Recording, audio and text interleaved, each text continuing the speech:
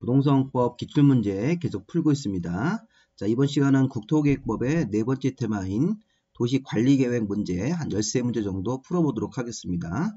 이 도시관리계획 부분은 좀 문제가 많죠. 13문제 정도 되기 때문에 내용 중에서 쉬운 문제도 있고 좀 어려운 문제도 있습니다. 자, 지금 현재 시간이 1시가 넘었는데 원래 공부는 이렇게 밤에 하는 것도 괜찮습니다. 밤에 하면 좀 더 집중이 될 수 있으니까 이 도시관리계획까지 강의를 녹음해서 올리도록 하겠습니다. 자, 먼저 우리 1번 문제 보시면 도시관리계획의 종합문제. 우리 도시관리계획은 국민들의 권리를 침해하는 계획으로서 관련된 내용들이 쭉 나오는데, 자, 도시관리계획의 수립 절차 등에 관한 설명으로 옳은 것은, 자, 1번이 이게 지방의회 의견 청취 문제인데, 자, 용도지역이나 용도지구나 용도구역을 지정하는 그런 도시관리계획을 입안할 때는 지방의회 의견을 들어야 됩니다. 1번이 정답입니다. 이거 맞는 지문을 보셔야 돼요. 자, 우리 지방의회 의견 청취는 제 요약집을 보시면 14페이지에 나오고, 여러분들 교재에 그 지방의회 의견 청취에 보면 요것처럼 용도지역, 용도지구, 용도구역 같은 거를 지정하는 도시관리계획을 입안하려면 하나만 더 보면 광역설의 설치, 광역설의 설치 정비 개량, 그 다음에 하나 더 있죠. 법정된 기반설들, 주간선도로, 도시철도, 그 다음에 대학교 같은 거, 이런 중요한 기반시설 설치 같은 거 하는 입안할 때는 지방의 의견을 들어야 된다. 그래서 지방의 의견 청취는 용, 광기 이렇게 외우세요.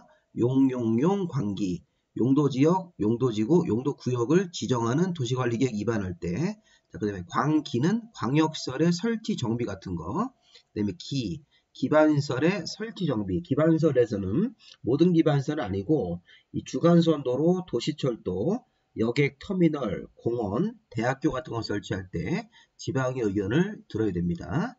자, 그런 것들이 몇 가지가 있으니까 그런 것들을 14페이지에서 보셔서, 자, 1번은 지방의 의견 청취를 해야 되는 대상. 정답이 1번. 자, 2번 지문은요.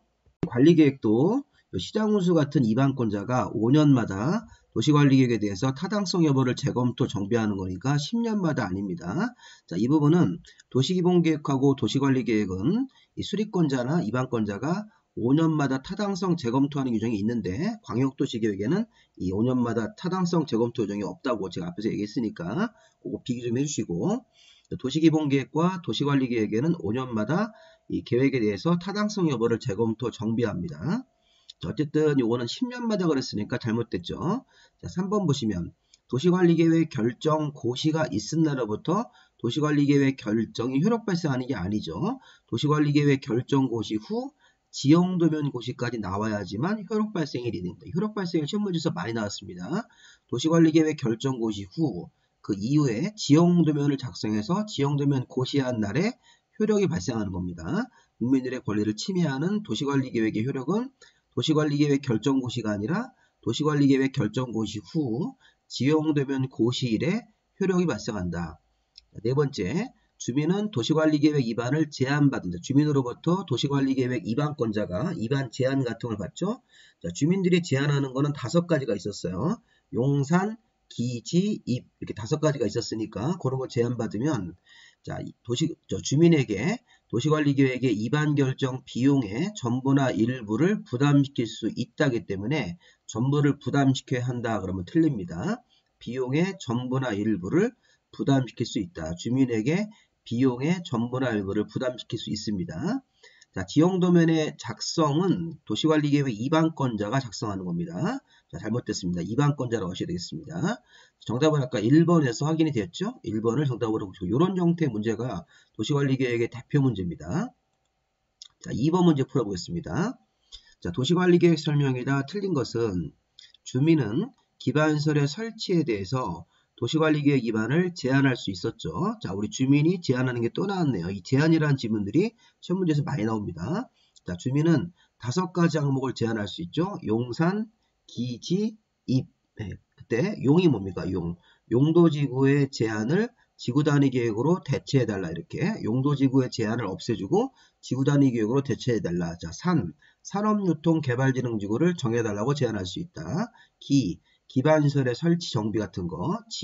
지구단위 계획 구역, 용산, 기지, 입지규제, 최소구역 같은 걸 제한할 수 있으니까 그 제한 대상 5가지는 반드시 외우셔야 됩니다. 자, 2번 시가와조정구역 지정에 관한 도시관리계획 결정이 있으면 이미 허가를 받아서 사업하고 있는 자라도 다시 또 시가와조정구역 지정에 관한 결정 이후에 또 허가를 받는 게 아니라, 자, 이게 뭡니까? 시가와조정구역 지정 전에 어떤 사업을 하고 있었던 사람은 시가와조정구역 지정에 관한 도시관리계획 결정 이후에는 이 결정고시로부터 3개월 안에 신고하고, 자, 공사나 사업을 계속할 수 있는 거니까 다시 허가를 받는 게 아니라 시가와조정구역 지정에 관한 결정고시로부터 3개월 안에 신고하고, 사업 내용을 신고하고 계속할 수 있는 거죠. 기득권 보호구정인데 시가와조정구역 지정되는 결정이 들어왔을 때는 먼저 하던 사업은 허가를 또 받는 게 아니라 신고하고 계속할 수 있다. 3개월 안에. 자, 2번 지문 잘못됐습니다. 자, 1번 지문 자체는 주민이 기반시설의 설치에 대해서 제한할 수 있는 거니까 1번이 맞죠. 1번을 정답으로 봐야 되겠네요. 자, 2번 보시면 요거 지금 문제는 틀린 걸 찾는 거니까 2번이 정답이겠네요. 1번은 맞는 지문이고 2번이 틀렸습니다. 시가와조정구역 지정에 관한 결정이 있었을 때는 그 결정고시로부터 3개월 안에 특광직원에게 신고하고 기존 사업을 계속할 수 있는 거니까 2번 틀렸네요. 3번 국가계획하고 관련돼서 국토부 장관이 입안한 도시관리계획은 국토부 장관이 국토부 장관의 결정권자가 되는 거죠. 자, 공원, 녹지, 유원지 같은 것들은 기반시설이기 때문에 이 기반시설 중에서 공간시설에 들어가는 거죠. 그래서 얘네들은 기반시설 중에서 공간시설이기 때문에 도시관리계획으로 결정하는 내용에 속하는 겁니다. 맞고. 자, 이 5번 질문 조금 어렵죠? 도시지역이 축소되면 이게 우리가 뭐라고 합니까? 경미한 변경이라고 그래요. 자, 뒤에서 한번 설명을 드릴 건데, 자, 우리 경미한 변경은 제가 수업 중에 자, 도시계획시설 부지 5% 미만의 변경, 도시계획시설의 근소한 위치 변경, 도시지역이 축소되는, 자, 이 도시지역 축소할 때 요거 말고 두 개를 더 외우셔야 돼요. 도시지역이 축소되면서 용도지역 변경, 도시계획시설의 5% 미만의 변경, 도시계획시설의 근소한 위치 변경 같은 거 할 때는 도시관리계획을 위반할 때 이 변경 위반을 하는데, 변경 위반하는 과정에서 이 주민의견 청취나 기초조사를 생략할 수 있습니다. 그래서 요거 이 경미한 변경이라고 해석해가지고 세 가지를 기억해야 돼요. 도시지역 축소, 5% 미만의 변경, 근소한 위치 변경입니다. 걔네들은 자, 경미한 변경이므로 기초조사를 생략할 수도 있고 이 주민의견도 생략할 수 있으니까 요즘은 맞습니다. 자, 맞고 정답은 아까 우리 2번에 틀린 거 나왔었으니까 정답을 2번으로 보시 바랍니다. 3번 문제. 자, 도시관리계획 설명에다 틀린 것은, 자, 도시관리계획 결정 효력은 앞에 나왔던 지문이죠. 도시관리계획 결정의 효력은 지형도면을 고시한 날에 발생한다. 다음날 그러시면 안 됩니다. 1번 틀렸습니다. 자, 용도지구의 지정이나 변경은 도시관리계획으로 결정하는 내용이다. 맞죠? 자, 도시관리계획으로 결정한다. 용도지역, 용도지구, 용도구역 같은 것들은 도시관리계획의 내용이기 때문에 도시관리계획으로 용도지구, 지정 같은 것들을 결정하게 되는 거 맞습니다. 자, 주민은 기반시설의 설치 정비 개량에 대해서 이관권자를 찾아가서 제한할 수 있다. 앞에 거 중복되는 지문이죠. 주민 제한 대상 5개. 자, 도시관리계획은 상위계획인 광역이나 도시기본계획에 부합해야 됩니다. 맞고. 자, 5번은 동시 위반도 가능한 거죠. 원래는 광역을 수립하고 도시기본계획을 수립한 다음에 이 두 가지 계획의 지침을 받아서 도시관리계획을 나중에 위반해야 되는데, 이 조속한 위반이 필요하면 도시기본계획을 수립할 때 도시관리계획을 함께 위반할 수도 있습니다. 정답은 1번으로 보시면 되겠습니다. 자, 4번. 자, 또 종합문제죠. 자, 도시관리계획 설명이나 틀린 것은 주민은 지구단위계획구역의 지정 변경에 대해서 위반을 제한할 수 있다. 지금 몇 문제 봤는데 주민의 위반 제한을 계속 내죠. 이런 것들은 꼭 봐야 되는 지문입니다.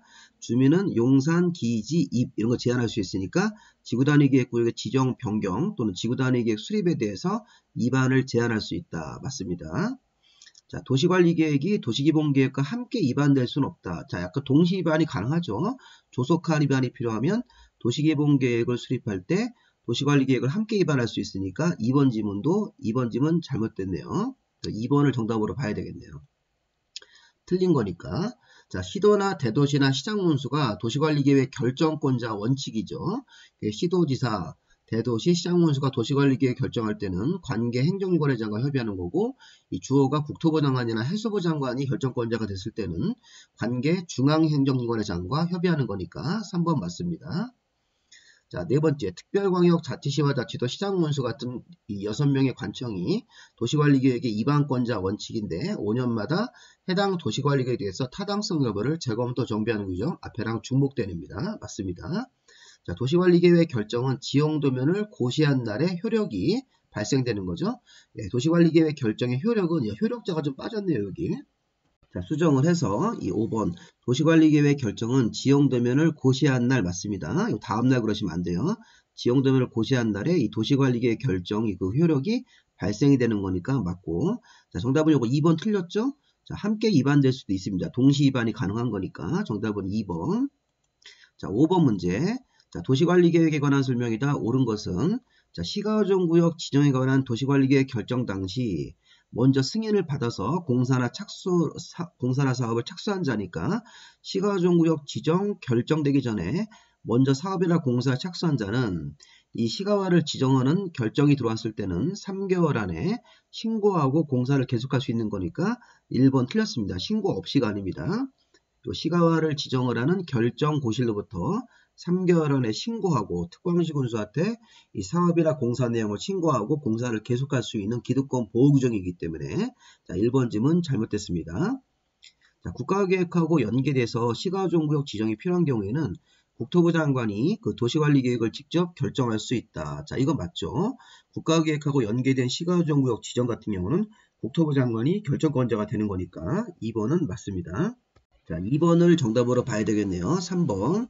도시관리계획 위반을 제한받은 자는 위반 결정에 필요한 비용을 제한자한테 부담시킬 수 없다가 아니라 주민이 제안을 하고 제안을 받은 자가 주민 제안을 받아주면 도시관리계획 위반 결정 비용, 주민이 제안한 도시관리계획의 위반 결정 비용을 주민에게, 제안자에게 전부나 일부를 부담시킬 수 있다니까 3번도 틀렸네요. 자, 수산자원 보호구역을 지정하는 도시관리계획은 국토부 장관이 결정하는 게 아니라 해양선부 장관이 결정하는 거죠. 자, 도시관리계획 결정은 지형도면을 고시한 날, 다음 날이 또 나왔네요. 지형도면을 고시한 날에 효력을 발생한다. 자, 정답은 2번. 자, 6번 문제.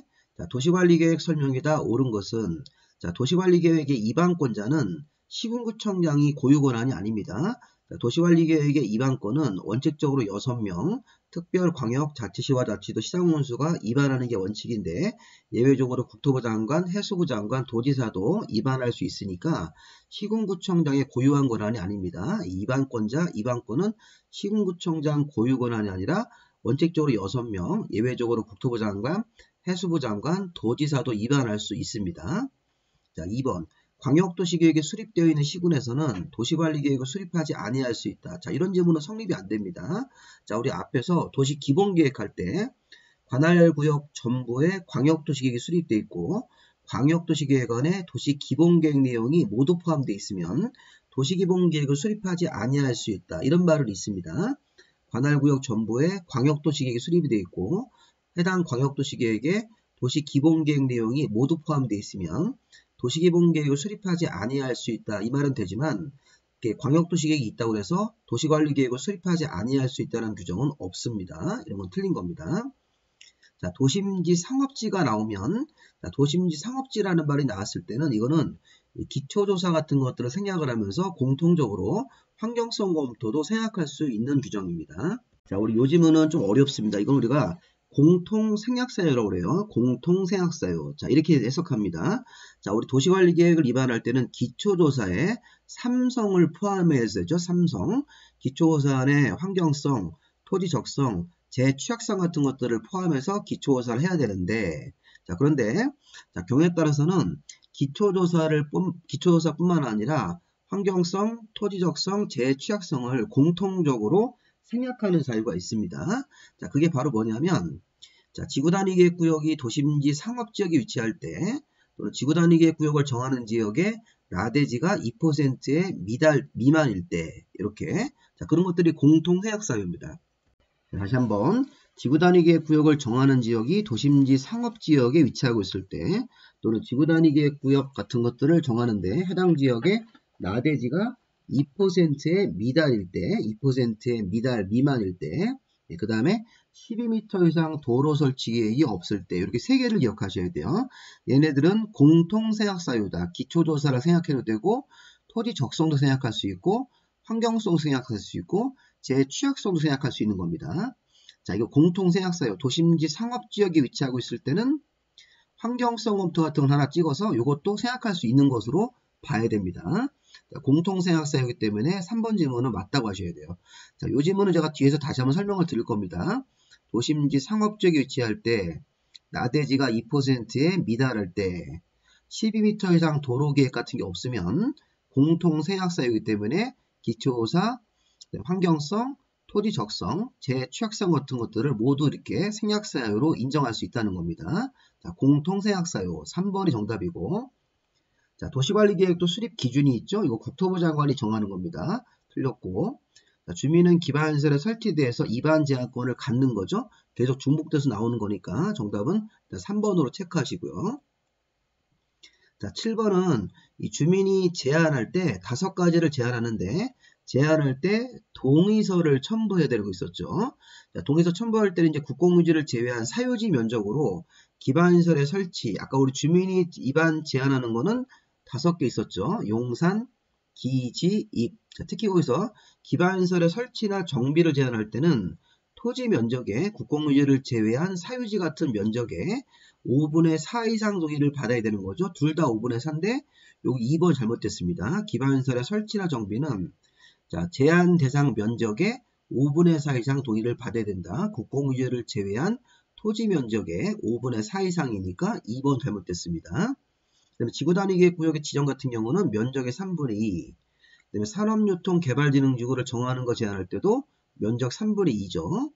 그 다음에 용도지구 중 보시면 용도지구의 건축 제한 같은 것들을 지구단위계획으로 대체하는 것도 면적 3분의 1 이상 동의니까 자, 이런 식으로 하셔가지고 지금 보시면 주민이 제안할 때는 5가지를 제안하는데 기반시설의 설치 정비 같은 것들만 면적 5분의 4 이상 동의서를 제안하는 면적의 5분의 4 정도를 찾아서 그 소유자 동의를 다 받아야 되고 나머지는 다 면적 3분의 2로 체크하시면 되겠습니다. 정답은 2번. 자, 8번 문제. 자, 도시관리계획의 결정권자가 다른 것은 이렇게 나왔죠. 자, 이 문제는 정답이 없는 겁니다. 이거 출제 5, 6, 6 때 모두 정답 처리했는데 도시관리계획의 결정권자가 이거 보세요. 개발제한구역을 지정하는 도시관리계획은 국토부 장관만 결정합니다. 자, 도시자연공원구역을 지정하는 거는 이건 시도의사나 대도시가 결정하고 입지규제 최소구역을 정하는 거는 시도나 대도시가 원칙이고 예외적으로 국토부 장관도 있습니다. 그 다음에 국가계획하고 연계돼서 시가종구역이 필요한 경우에는 시가종구역 지정도시관리계획을 국토부 장관만이 결정하는 겁니다. 국토부 장관이 결정하는 거. 그리고 5번 지문도 2개 이상 시도에 걸쳐서 어떤 사업이 시행되면 2개 이상 시도에 걸쳐서 넓게 사업을 하기 때문에 국토부 장관이 입안을 하고 국토부 장관이 입안했으니까 국토부 장관이 결정권자가 되는 겁니다. 그럼 지금 1번, 4번, 5번은 국토부 장관이 결정하는 사항이고 2번은 시도나 대도시가 결정하는 거예요. 국토부 장관은 포함되지 않습니다. 시도나 대도시만. 자, 3번은 입지규제 최소구역은 시도나 대도시 또는 국토부 장관이 여기 포함됩니다. 그래서 이거 지금 보면 결정권자가 다른 거 하나를 못 찾습니다. 결정권자를 1번, 4번, 5번은 국토부 장관만 결정. 2번은 시도지사나 대도시가 결정한다. 국토부 장관 안 들어가고 3번은 시도나 대도시가 결정권자가 원칙이고 입지규제를 국토부 장관도 예외적으로 결정할 수 있기 때문에 결정권자가 다른 거 하나를 찾을 수가 없습니다. 없기 때문에 요거를 정답이 없음으로 처리하시는 겁니다. 그래서 요거는 그냥 정답 없다고 치시고 1번, 4번, 5번은 국토부 장관만 결정할 사항이고 2번 같은 도시자연공원구역은 시도나 대도시가 결정하는 사항이다. 국토부 장관은 안 되고 3번 같은 경우 입지규제 최소구역을 정하는 도시관리계획은 시도나 대도시가 결정권자 원칙인데 국토부 장관은 예외적으로 포함되기 때문에 그 정도만 기본적으로 보시면 되겠습니다. 이건 정답 없는 거로 처리하시고 자 9번 주민 입안 제안을 한 문제로 냈네요. 틀린 것은 자 입안을 제안받은 자는 제안자랑 협의해서 주민이 제안한 도시관리계획을 받았을 때 주민에게 도시관리계획 입안 결정 비용의 전부 일부를 부담시킬 수 있습니다. 제안할 때는 도시관리계획 입안할 때 들어가는 서류인 도시관리계획 도서 같은 것들, 계획설명서 같은 것들을 첨부해야 됩니다. 자, 1번, 2번 다 맞죠? 3번. 제안을 받은 자는 처리 결과를 제안자한테 알리는 거죠. 제안이 들어가면 45일 안에 처리, 반영 여부를 알리는 거 맞습니다. 자, 산업유통개발진흥기구를 지정하는 것도 주민들이 제안할 수 있는데 해당하지 않는다고 그랬으니까 틀렸습니다. 이게 주거개발진흥지구나 관광휴양개발진흥지구는 제한이 안 되고 산업유통개발진흥지구는 아까 용산, 기지, 입에 들어가기 때문에 제한할 수 있는 게 맞습니다. 정답이 4번으로 봐야 되겠네요. 그리고 아까 제한할 때 5분의 4 동의받는 것도 있고 3분의 2 같은 거 동의받는 거 있었는데 그때 제한 같은 거를 동의요건을 따지기 위해서 면적을 계산할 때 국공유지는 포함시키지 않고 제외지는 겁니다. 국공유지를 제외한 나머지 면적으로 계산해서 5분의 4나 3분의 1을 곱하는 거니까 국공유지는 면적 계산할 때 제외된다. 정답은 일단 4번으로 보시면 되겠습니다. 자, 여기 제외되는 거 맞고 3번도 맞습니다. 4번은 잘못됐습니다. 자, 10번 도시관리계획 결정 설명이다. 틀린 것은 요거는 이제 제가 예전에 많이 강조했었죠. 시장문수는 원래 도지사한테 결정을 받아야 되는데 시장문수도 도시관리계획 위반권자 중에 시장문수는 도지사한테 원래 결정 신청을 하는 게 원칙인데 다만 시장문수가 자기가 직접 위반한 지구단위계획구역의 지정, 지구단위계획에 대해서는 시장문수 자기 자신이 결정권자가 되는 거니까 자, 1번 질문 맞습니다. 자, 그 다음에 개발제한구역의 지정에 관한 도시관리계획은 국토부 장관이 결정한다. 맞고 자, 시도지사가 지구단위계획 같은 걸 결정할 때는 이런 지구단위계획이라는 세부 개발계획을 도시관리계획으로 결정할 때는 이 건축위원회와 도시계획위원회가 공동으로 심의를 거쳐야 된다. 맞습니다. 자, 이 지구단위계획에는 건물 짓는 거하고 토지 같은 것들에 대한 계획이 동시에 들어가기 때문에 토지 전문가인 도시계획위원회, 건물 전문가인 건축위원들이 같이 모여서 공동으로 심의를 해야 된다. 이 지구단위계획만 공동심의입니다. 자, 국토부 장관은 중앙행정위원회장이 요청이 있고 요청이 없어도가 아니라 중앙행정위원회장이 요청이 있고 국방상 국가안전보장상 기밀이면 이게 국방상 기밀이고 중앙행정위원회장이 요청을 했기 때문에 중앙도시계획의 심의를 안 거칠 수 있는데 4번 질문은 뭐가 틀렸냐면 자, 국가안전보장상 기밀은 맞는데 중앙행정위원회장이 요청을 하고 요청을 받아서 국가안전보장상 기밀한 바에 나와야지만 협의와 심의로 생각할 수 있는 국방상 국가안전보장상 기밀이 되는 겁니다. 자, 국방상 국가안전보장상 기밀 같은 사유가 있는 도시관리계획을 결정할 때는 협의와 심의를 생각하고 결정할 수 있습니다. 그런데 중앙행정위원회장의 요청이 있어야 됩니다. 요청이 없어도가 틀린 겁니다. 자, 5번 질문 도시관리계획 결정 효력은 지형도면을 고시한 날에 발생된다. 맞죠? 이게 또 나왔죠? 효력 발생일. 자, 이 4번이 국방상 기밀이면 국토부 장관이 도시관리계획을 결정할 때 협의와 심의를 생각하는 사유가 맞는데 자, 국방상 기밀, 국가안전보장상 기밀을 할 때는 앞에 중앙행정위원회장이 요청을 하고 국방상 기밀 같은 게 나와야지만 이게 협의와 심의로 생각할 수 있는 국방상 기밀을 요하는 도시관리계획이 됩니다. 자, 그래서 여기서 4번 질문은 요청이 없어도란 말 때문에 틀린 겁니다.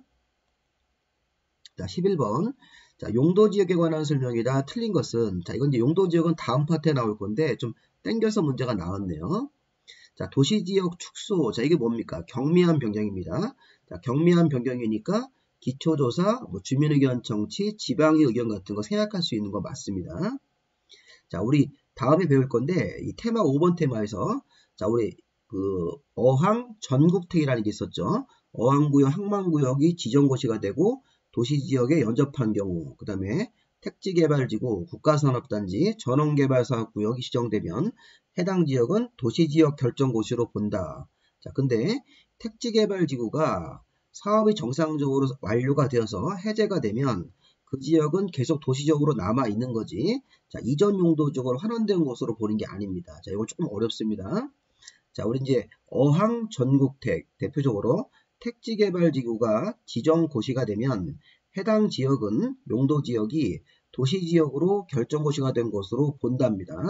자, 그리고 택지개발지구가 도시지역으로 이렇게 의제해서 사업을 해가지고 자, 사업이 완료가 돼서 택지개발지구 해제가 되면 정상적으로 사업이 끝나서 택지개발지구로 아파트 같은 거 지을 땅으로 개발이 되면 그 지역은 계속 도시지역으로 유지가 되는 거예요. 근데 이게 이제 사업이 중간에 택지개발지구를 사업을 완료하지 못하고 중간에 사업을 포기하고 구역 택지개발지구 해제가 되면 다시 옛날적으로 환원이 되는 게 맞습니다. 근데 지금은 사업이 완료가 돼서 택지개발지구가 해제가 됐기 때문에 계속 아까 우리 의지했던 도시지역으로 유지가 돼야 되는 거예요. 이렇게 옛날 용도, 이전 용도적으로 환원되지 않습니다. 이런 건 조금 어려운 지문입니다.